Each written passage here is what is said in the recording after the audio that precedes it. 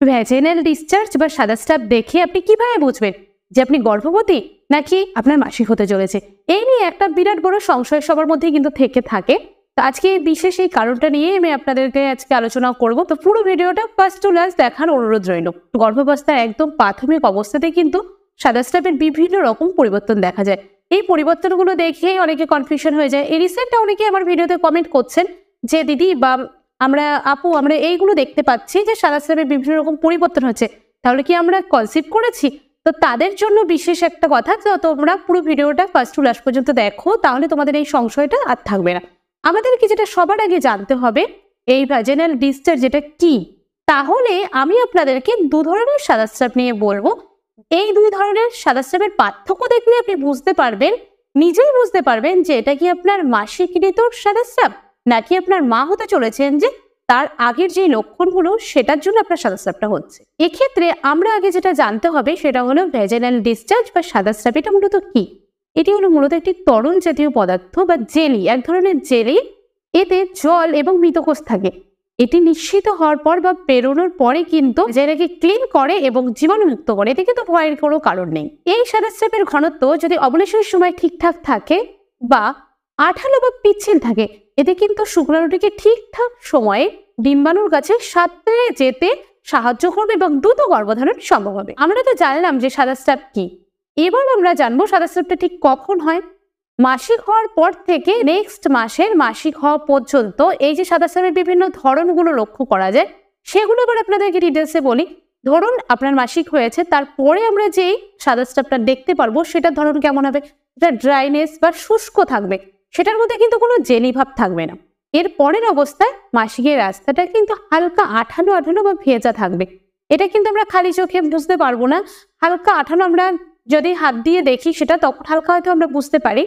এবার আপনাদেরকে যে ইম্পর্টেন্ট আমি কথাটা বলবো বা গুরুত্বপূর্ণ যে পয়েন্টটা সেটা হলো মাসিকের ঠিক মাঝামাঝি, ধরুন আপনার 1 তারিখে পিরিয়ড হয়েছে বা মাসিক হয়েছে, এবার 10 তারিখ থেকে যেই 20 তারিখ এই মাঝের যে সময়টার মধ্যে আমরা যেই সাদা স্রাবটা লক্ষ্য করব সেটা যদি আপনারা ভালো করে দেখেন যে ডিমের মতন একটু সাদা অংশ বা আপনাকে হাত দিয়ে দেখলে আপনি বুঝতে পারবেন আঠালো আঠালো স্রাব নিশ্চিত হয় এবং ডিমের সাদা অংশের মতন পাতলা এবং পিচ্ছিল হয়ে থাকে। এই সময়টাকেই কিন্তু আমরা অবলেশনের সময় হিসেবে জেনে থাকি। তাহলে আমাদের তো জানা হয়ে গেল অবলেশনের সময় ঠিক কোনটি। অবলেশনের সময় যদি মিলন করা হয় এই ক্ষেত্রে কিন্তু দ্রুত গর্ভধারণ সম্ভব। আমি এর একটা খুব সুন্দর ভিডিও করে রেখেছি যে কখন সহবাস করলে দ্রুত গর্ভধারণ সম্ভব, তারই লিঙ্ক কিন্তু আমি ডেসক্রিপশন বক্সে দিয়ে দেব। এইবার বলবো সাদা স্রাবের কোন লক্ষণ দেখে আপনি নিজেই বুঝতে পারবেন আপনি গর্ভধারণ করতে চলেছেন নাকি আপনার মাসিক হতে চলেছে। এক্ষেত্রে আপনাদেরকে একটা কথা বলি, প্রত্যেক মহিলার ক্ষেত্রে কিন্তু এই এক লক্ষণ দেখা যায় না। কিছু কিছু মহিলার মাসিক হওয়ার 3-4 দিন আগে থেকে কিন্তু স্রাব নির্গত হয়, আবার কিছু কিছু মহিলার কিন্তু আর মাসিক হওয়ার আগে স্রাব নির্গত হয় না। এবার বলবো মাসিকের আগে যাদের স্রাব নিশ্চিত হয় তারা যদি এবার গর্ভধারণের চেষ্টা করে থাকেন তারা নিজেরাই কনফিউশনে পড়ে যান যে আমাদের কি গর্ভধারণ হবে নাকি আমাদের মাসিক হয়ে যাবে। তো তাদের একটা খুব কমন একটা প্রশ্ন থেকেই থাকে যে আমরা কি এই মাসেও আমাদের মাসিক হয়ে যাবে? কিন্তু না, এই ক্ষেত্রে আপনাকে নিজেকেই ভালোভাবে বুঝতে হবে যদি মাসিক শুরু 4-5 দিন আগে আঠালো আঠালো স্রাব আপনি দেখতে পারেন, তা কিন্তু শুষ্কতা থাকবে, কোনো কিন্তু জেলি ভাব থাকবে না। সাদা স্রাবটা আপনি নিজেকেই আপনাকে বুঝতে হবে। এছাড়াও সাদা স্রাবটি ক্রিমের মতন সাদা আঠালো, এটা কিন্তু প্যান্টির মধ্যে আমরা হালকা আঠালো দেখতে পাবো কিন্তু জলের কোনো ভাব কিন্তু এর মধ্যে থাকবে না। এটা কেন দেখা যায়? কিছু কিছু মেয়েদের ক্ষেত্রে বা মহিলাদের ক্ষেত্রে অবলেশনের সময় যখন প্রজেস্টেরন হরমোনের পরিমাণ বেড়ে যায় এই ক্ষেত্রেই কিন্তু এটা লক্ষ্য করা যায়। এবার আপনাদেরকে সবচেয়ে গুরুত্বপূর্ণ যে পয়েন্টটি নিয়ে বলবো যে মাসিক মিস করার আগেই আপনি যে পয়েন্টটি দেখি বা যে সাদা স্রাব দেখি আপনি বুঝতে পেরে যাবেন যে আপনি গর্ভবতী। গর্ভাবস্থার 1 বা 2 সপ্তাহের মধ্যেই কিন্তু সাদা স্রাবটা হালকা আঠালো ভাবে নিশ্চিত হয়, কিন্তু আমরা কিন্তু তখন এটা বুঝতে পারি না।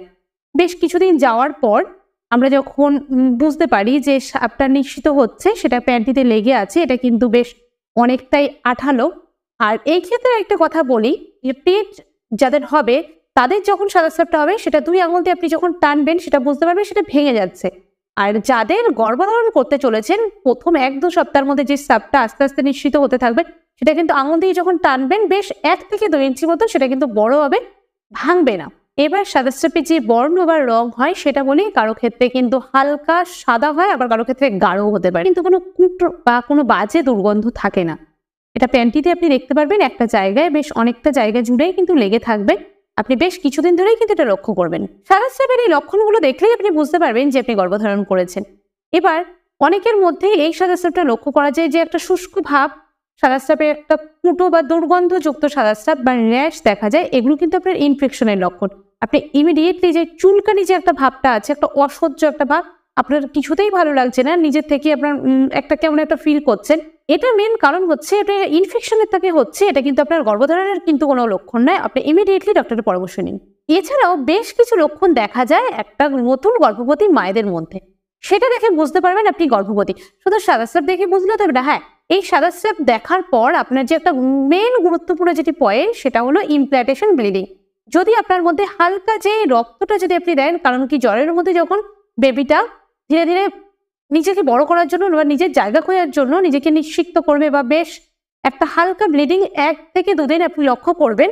এর জন্য কিন্তু আপনাকে কোনো প্যাড ইউজ করতে হবে না, আপনি টিস্যু পেপার দিয়ে মুছলেই কিন্তু সেই ব্ল্যাকটা চলে যাবে। এবার যেহেতু এই প্রবলেমগুলো কেন দেখা যাচ্ছে, কারণ হরমোনাল চেঞ্জ তো আসবেই। কারণ আপনি যেহেতু মা হতে চলেছেন, আপনার যে গা বমি বমি একটা ভাব, যে আপনার কোনো কিছুই ভালো লাগছে না, আগে যেই কাজটা আপনি খুব সহজেই করে ফেলতেন, এখন আপনার খুব ক্লান্তি ভাব আসছে, খুব ঘুম ঘুম পাচ্ছে, কোনো কিছুই ভালো লাগছে না, আপনার মুড সুইং হচ্ছে, এই আপনার ভালো লাগছে, এই আপনার কোনো কিছুই ভালো লাগছে না। এই বেস চেঞ্জগুলো কিন্তু আপনি আপনার মধ্যেই লক্ষ্য করবেন। তারপরে ভালো করে বুঝতে পারলেন যে সাদা স্রাবের লক্ষণ জানার সাথে সাথে আপনার মধ্যে এই নতুন মা হওয়ার সাথে সাথে কি চেঞ্জেস আসবে। তো আজকের ভিডিওটি এই পর্যন্তই। তো আমার সকল মায়ের কাছে একটা শুভকামনা রইল। সবাই ভালো থাকবেন, সুস্থ থাকবেন।